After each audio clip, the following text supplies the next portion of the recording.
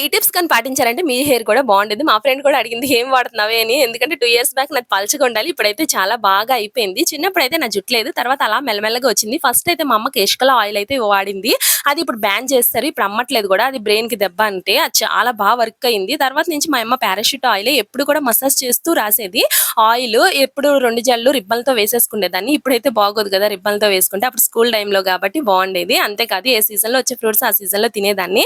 ఆకుకూరలు కూడా ఎక్కువ తినేదాన్ని. మనం తల దూకునేటప్పుడు ఎప్పుడైనా స్లోగా దూకోవాలి. ఎప్పుడు ఆయిల్ రాసాక ఎప్పుడు తల దువ్వకూడదు. తడి తల మీద కూడా అస్సలు దువ్వకూడదు.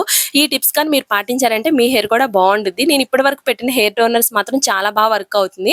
ఎందుకంటే హెయిర్ ఫాల్ కంట్రోల్ అయిందంటే మన హెయిర్ అనేది గ్రోత్ ఉండుద్ది. అందుకనే అది పెట్టాను. ఈ కింద లింక్ ఇచ్చిన వీడియో చూసారా ఆయిల్ వీడియో అది వారంలో 2 సార్లే వాడతాను. అది కూడా చాలా బాగా వర్క్ అయింది.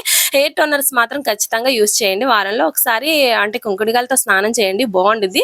అప్పుడప్పుడు హెయిర్ అనేది కట్ చేస్తూ ఉండండి. చిగుర్లు పగలకుండా చూసుకోండి. హెయిర్ బాగుండుద్ది. అంటే 6 మంత్స్‌కో 1 ఇయర్‌కో ఒకసారి కట్ చేయండి అంతే. వీడియో నచ్చితే లైక్ చేయండి. సబ్స్క్రైబ్. ఓకే అండి. బాయ్.